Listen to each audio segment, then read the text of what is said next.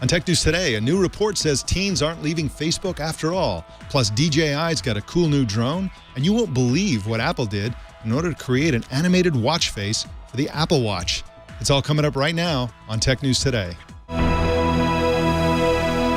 This is Twit. Bandwidth for Tech News Today is provided by CacheFly at CACHEFLY.com. It's time for Twit's annual audience survey, and we want to hear from you. Please visit twit.tv/survey and let us know what you think. It only takes a few minutes, and your anonymous feedback will help us make Twit even better. We thank you so much for your continued support. twit.tv/survey.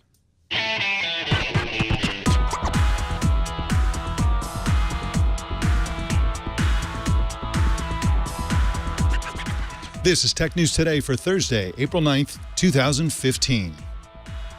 This episode is brought to you by Gazelle, the fast and simple way to sell your used gadgets. Find out what your used iPhone, iPad, and other Apple products are worth at Gazelle.com. And by ZipRecruiter. Are you hiring? With ZipRecruiter.com, you can post to 50-plus job sites, including social networks, all with a single click. Screen, rate, and hire the right candidates fast. Try ZipRecruiter with a free 4-day trial now at ZipRecruiter.com/TNT. That's ZipRecruiter.com/TNT. Tech News Today is the show where we talk about the tech news with the journalists who report it. My name is Mike Elgan. Welcome to the show. And our co-anchor today is CNET writer Shara Tibken. Welcome to you, Shara. Hey, guys. So glad you're here. Now, this is episode, believe it or not, of Tech News Today, episode 1234. 1,234. So it's kind of a special day, kind of, sort of. And you've been covering the Apple Watch heavily, and we've got a little bit of Apple Watch news that's really kind of weird near the end of the show, and I can't wait to talk about that. I'll give you a little preview. It speaks to Apple's total obsessiveness and extremeness about sweating the details. We'll get to that near the end of the show, but for now, let's jump into the top story. A new study says teens use Facebook and even Google Plus far more than previously thought. The Pew Research Center found that 71% of teens aged 13 to 17 use Facebook, for example, which contradicts the conventional wisdom that teens have abandoned Facebook for smaller social networks and messaging apps. Caitlin Huston is a reporter for MarketWatch and joins us now to talk about this report. Welcome to you, Caitlin. Hi, thanks for having me. Thanks for being on again. And now I thought all the teens bailed on Facebook for Snapchat, but what did Pew report about Snapchat's numbers compared to Facebook's numbers? Yeah, that's what everyone thinks, that everyone is going towards Snapchat. And it does place highly. I believe it was in third place with 41%. But Facebook is still clearly the lead with 71%, and it's the most frequently used. So they don't only have it, they're going to it the most. So what about Instagram? I think that's one that people have said is popular with the younger kids. So yes. What are we seeing with that still? That is very true. It comes in second place with 52%, and it's obviously owned by Facebook. So this is very good news for Facebook overall. But maybe the biggest surprise of this is that Twitter and Google Plus were tied for fourth place in terms of the networks that teens are using. Now, Twitter's pretty straightforward because Twitter is Twitter, but Google Plus is a more complex situation. I mean, I spend a lot of time on Google Plus, and I don't see a lot of teenagers wandering around there. What is behind those Google Plus numbers?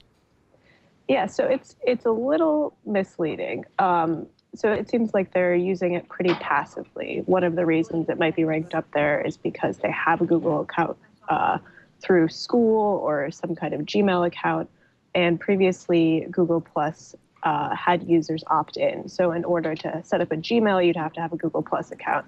And that's still true if you want to comment on YouTube videos, which the teens are doing, I guess, that you need one of these Google Plus accounts. So what about Vine, Tumblr, some of these other areas? Are teens using those, or are they kind of sticking to like Facebook and Instagram? Yes, those are also on the list. So this survey was looking at 6 main platforms and then had a 7th category of kind of miscellaneous things. And Vine came in just after Twitter and Google at 24%. Tumblr was at 14%.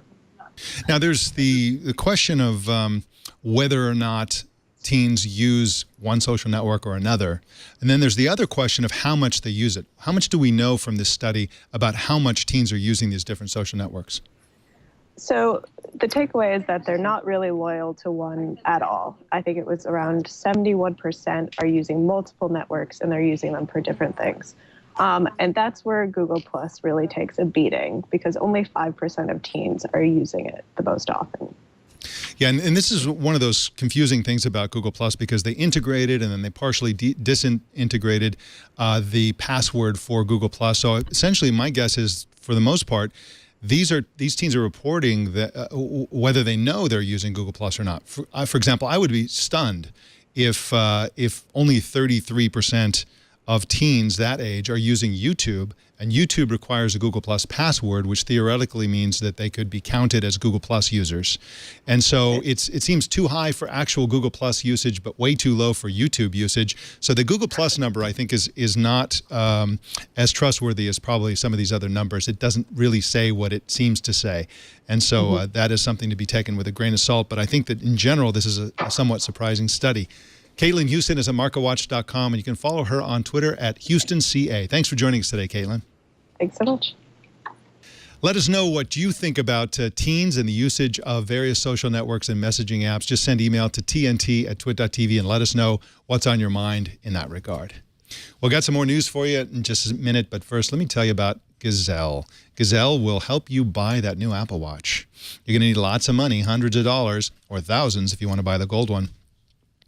And you have the money lying around gathering dust in the form of old tablets, old iPhones, old MacBook Pros, whatever it is that you've got lying around. Gazelle will buy it. Just go to Gazelle, GAZELLE.com, indicate the product you'd like to sell to them, indicate its condition, and they're going to send you a box. Just throw it in the box and off it goes, and you get paid fast. They'll even buy your old iPod if you got one of those. Believe it or not. And they've found that 9 out of 10 of their customers have an excellent experience with Gazelle. I've always had excellent experiences with the Gazelle as well, selling them devices and raising money for my next goodie. But they will also now sell you phones and tablets. They come in certified like new categories and also certified good. The certified like new ones are just like brand new devices, but cheaper. And the certified good means that they show some general signs of wear, but they're really inexpensive, really good deals. This is the way to get a better device for the same money. That's the way I like to look at it. If you have a budget for your next device, get a better device by buying it from Gazelle. Find out what your iPhone's worth. Take a minute and go to Gazelle.com to find out. And we thank Gazelle for their support of Tech News Today. Well, personal drone leader DJI unveiled yesterday a new camera drone at a new price, bringing professional quality aerial video capability to the consumer marketplace. Frank B. wrote about the new drones for Forbes and joins us now. Welcome, Frank. Hey, Mike. Thanks for having me. Thanks for being here. Now, the Phantom 3 comes in 2 versions. One costs only $999, and the other one costs $1,259. What's the difference between these two drones?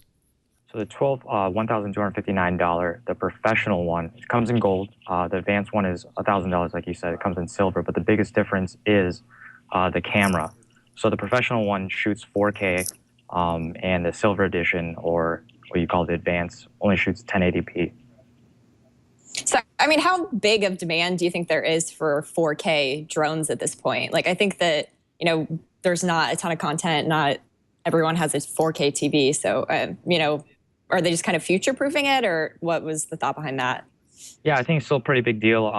Picture-wise, quality-wise, it's very important. A couple months ago in November, DJI released the Inspire 1. That's a $2,900 drone. That comes in 4K. Previously, the earlier Phantoms you'd shoot with the GoPro. Those come in 4K, especially the Hero 4, etc. So it's going to be a big deal. I think a lot of people are going to love the pricing, especially that is actually cheaper than the Phantom 2 Vision Plus that came out last year. That was priced at, I believe it was like $1,300. So it's $40 cheaper than the previous drone with equal camera capabilities. Frank, can you tell us about DJI's Lightbridge technology? Yeah, so it's a communication protocol that's available in Inspire 1. If you buy it separately, it costs $1,400. So built into the Phantom 3 is kind of a big deal. It allows live streaming, first-person view, up to a mile range and HD quality. So a lot of people like to fly when they can't see their drone. They can see the live video and be able to navigate it better.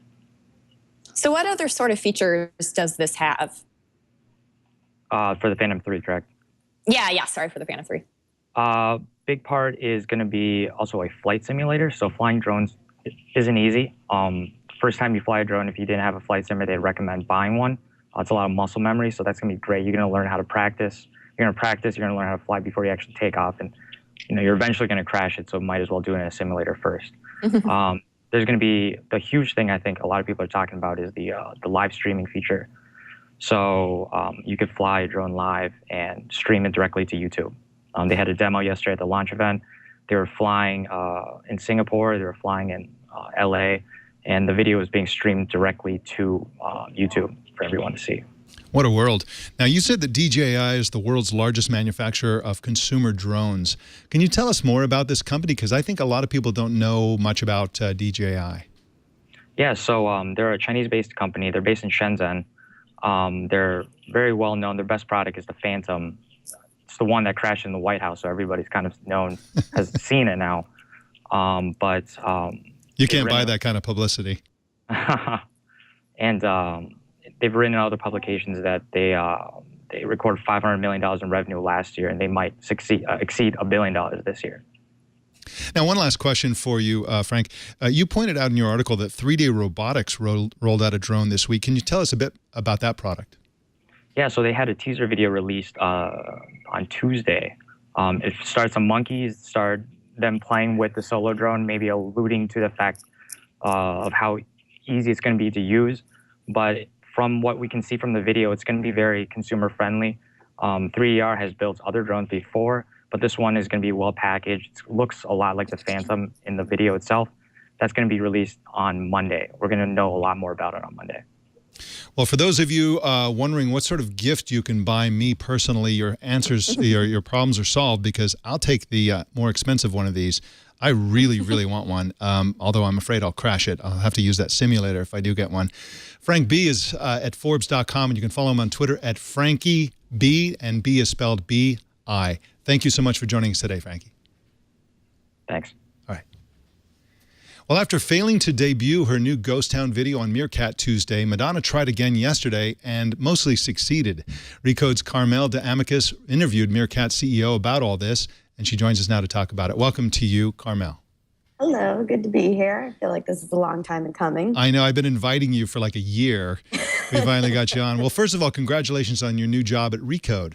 Thank you. Day 3, no, Yeah. day 4. Day 4. And I think that when your job was announced, they said something about you chasing unicorns or something like that. What was that all about? So the way Kara described the job to me when she recruited me was that I would be on the unicorn beat, so covering the billion-dollar-plus companies.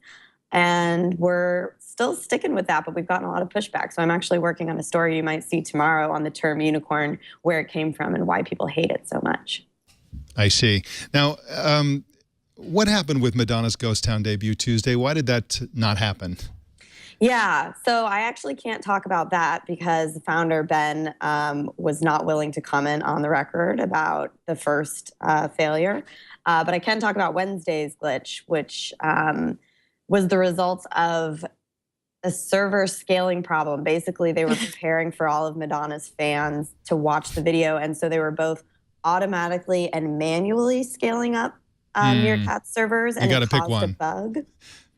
Yeah, and so they figured it out after about 10 minutes, and the video premiered. But if you read the tweet stream, it wasn't great for Meerkat. It was a lot of people angry that Madonna had picked Meerkat to debut the video. But then once it got going, people were pretty happy.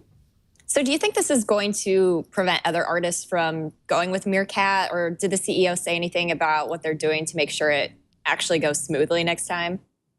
Yeah, I mean, I think this is the typical kind of growing pain for a young startup, and the difference being that Meerkat, just like Periscope, has had sort of a meteoric rise. It's very few apps that would get that level of pop star using them in such early days.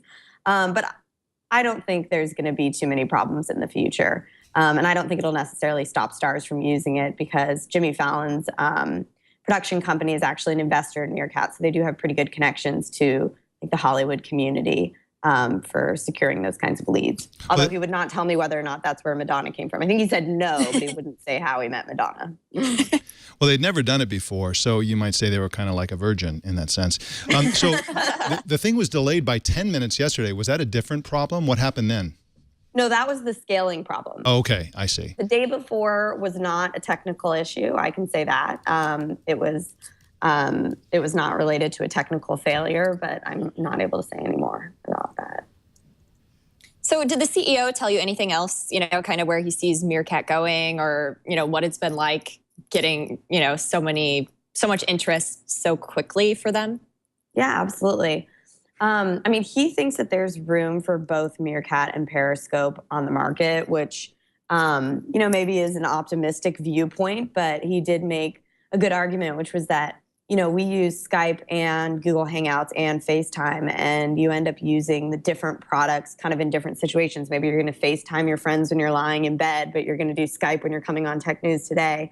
And so he thinks that Meerkat and Periscope will have kind of a similar divergence where you're going to turn to Meerkat for the more ephemeral, in-the-moment live streaming where you kind of just like want to capture something, but you don't want the pressure of it being saved forever, sort of like Snapchat, because Meerkat video streams aren't saved within the app afterwards. People can only see it when you're live. Whereas with Periscope, you go live, but then it's saved. And so it almost becomes like a repository of video, more like YouTube, but again, kind of still in the moment. And so the words he used to describe where he thinks they're going to go is beautiful for Periscope, like kind of capturing these perfect moments or things that you want saved. And then Meerkat will be more immediate when maybe you weren't planning it to go live or to show something live, but in the moment it feels right. So that's his hope. But we'll see. It's early days yet. What's your personal preference, Meerkat or Periscope? I don't think journalists are supposed to say that we have preferences, but I do hold a soft spot in my heart for Meerkat because I interviewed Ben in its like third day of existence when like the Wall Street Journal had already done a story on it. And he was just so down to earth in talking about how he's seen live streaming fail before. And he basically was telling me, don't believe the hype. Like this has failed before. We watched it fail with our former product, Yevo. And, we've got to figure out how to keep people around this time. The novelty wears off. And it was so refreshing to hear a founder who understands that there is like a hype cycle and gets that, there's like a danger to that. So I do have a soft spot in my heart for Meerkat, but Periscope has all the power and backing of Twitter, and that's nothing to sneer at. So I'm not really sure who's going to be the winner in the long run. Yeah, he has the advantage of having failed in the past, and so he's been through it all and now is unfazed by all of the ups and downs and hype and the deflation of hype and all the rest. So, yeah, he's a cool guy. So, interesting interview. Carmel DeAmicis is now at Recode, now 3 or 4 days. Yeah. And you can follow her on Twitter formerly at Carmel. Rest in peace. Yeah. Yep. And you can follow her on Twitter at Carmel DEA. Thanks for joining us today, Carmel. Thanks for having me. All right. Well, hackers claiming to support ISIS temporarily knocked out 11 channels on the French public television station TV5 Monde and also hacked its social media feeds.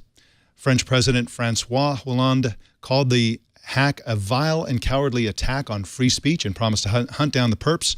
The attackers posted on TV5 Monde's Facebook page what they claimed were identity cards of relatives of French soldiers involved in operations against ISIS, along with threats against those troops. Shara, this is the most impressive part of this hack from just a standpoint of a hack is that they hacked both social media feeds and the station itself. Either of those in isolation, you could chalk it up to, you get lucky. What hackers tend to do is they look at large numbers of targets, and so, they might try 100 places and get into one of them because of lack security or for some other reason, and then they pretend like they can get in anywhere. They pretend like they're all powerful, which isn't the case. But here they actually hacked 2 different categories of properties, and so that's probably the most impressive part of this. Did you have any thoughts on this and just in general these attacks on speech that tend to happen in France? Well, I mean, I would assume that in the wake of this, every television station is going to be looking a little bit at their security and making sure that that they're safe, or at least at less risk for this. But the free speech issue, is definitely concerning, and it's crazy to see this stuff happening, and it seems like we're hearing about a new hack, all the time, basically. And I don't know. I don't even know what you do about this. How you slow this down. Yeah, there doesn't seem to be any way to stop these kinds of hacks. And of course, the White House is getting hacked. The U.S. State Department is getting hacked. The Pentagon's getting hacked. All these companies that service the U.S. government get hacked, and oftentimes by Chinese who are just harvesting data about people's medical records and all kinds of stuff like that. It's a crazy world, and it seems like it's an arms race, and they're always going to be, every time you put up a wall, there's going to be somebody who figures out how to tunnel under it or go over it or whatever. And so this kind of thing is just going to go on and on and on. And at some point, it's just going to be a banality. We probably stop reporting these kinds of hacks at some point because they're just going to be happening every day. So that's just the world we live in. Well, in product update news, Twitter now supports slow motion videos created by the iPhone 6 and 6 Plus at long last. Facebook Messenger now has its own website, by the way, messenger.com. Facebook spun out Messenger from the main Facebook mobile app a year ago, but it was available via browser only inside Facebook.com. We can expect Facebook now to remove the Messenger feature from Facebook.com, just a prediction on my part, and force PC users to go to Messenger.com. Have you checked out Messenger.com, Shara? I haven't, but I hope they don't make you go there to actually chat. I think I think a lot of people are using Facebook Messenger while they're actually on Facebook as well. And I don't think you're going to want to navigate back and forth between two windows. So I don't know. I mean, I don't know what they'll do, but hopefully they'll keep the option where you could still use it in the Facebook page as well. Well, I hope so too, but I'm not going to hold my breath. They don't really care if people don't want to go to different apps. They want as many apps and as many sites as they can possibly have, and then they can harvest data on all of them and serve up ads on most of them, and that's the model that they seem to be pursuing. So I would expect, the messaging feature of Facebook.com to be ripped out unceremoniously anytime now. Well, in mergers and acquisitions news, LinkedIn announced today that is buying the online education company lynda.com in a cash and stock deal valued at around $1.5 billion. Full disclosure, lynda.com is a Twit sponsor. Apple last year secretly bought a startup called Drift, D-R-Y-F-T, which made keyboard apps. The Drift keyboard appears on screen only when the user puts fingers on the display. Such technology would be ideal for large screen touch displays such as, for example, a 13-inch iPad or even a large touch iMac of some kind in the future. TechCrunch discovered the acquisition yesterday by looking at the LinkedIn profile for Drift's former CTO, who says he now works at Apple. There's something to be said for just slogging through the LinkedIn profiles of people who work at companies that mysteriously vanished. Yeah. Well, I mean, I think they had a story this week, too, where they thought Apple had bought a company because they had one of the guys from a startup had a patent filing or something. So, it definitely just takes time to go through all of these and look up people and see what's happening. I'm sure LinkedIn has some way to set up alerts, too, but I don't know how you do it. Yeah. There's probably IFTTT. There's probably something that could be done there. That's a great idea for you enterprising journalists, and I know there are many of you watching the show. Well, we got more news for you in just a minute, but first, let's talk about ZipRecruiter. You want to hire the best people? You want to hire the kind of people who would slog through LinkedIn profiles looking for news like this? This is the place to do it. ZipRecruiter is a great place to hire for two reasons. First of all, they're going to find the best candidate. You're not going to miss the best candidate because with a single click, you can send your job to 50-plus job sites and social networks, including Facebook and Twitter. Just one click and off it goes, and this widest possible net is cast across the internet. The second reason is going to make it really easy. You're going to get a bunch of unqualified candidates, unfortunately. It's just the nature of the beast when you hire people.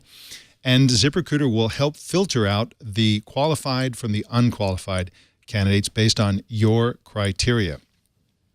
You can quickly screen applicants, rate them, hire the right person fast. And this is why ZipRecruiter has been used by more than 200,000 happy businesses. And right now, our listeners and viewers can try ZipRecruiter for free. Plus, get 30% off your first Traffic Boost. Now, the Traffic Boost is sort of like a turbo mode for your job search. It just puts your job everywhere into their newsletter and all over the place. And you get that by going to ZipRecruiter.com/TNT. That's ZipRecruiter.com, and the most important part is /TNT for Tech News Today. And we thank ZipRecruiter for their support of this show. We've got some big numbers for you. How about 24,000? That's how many pictures Apple took of a flower while creating its motion watch face for the Apple Watch, according to a feature on Wired.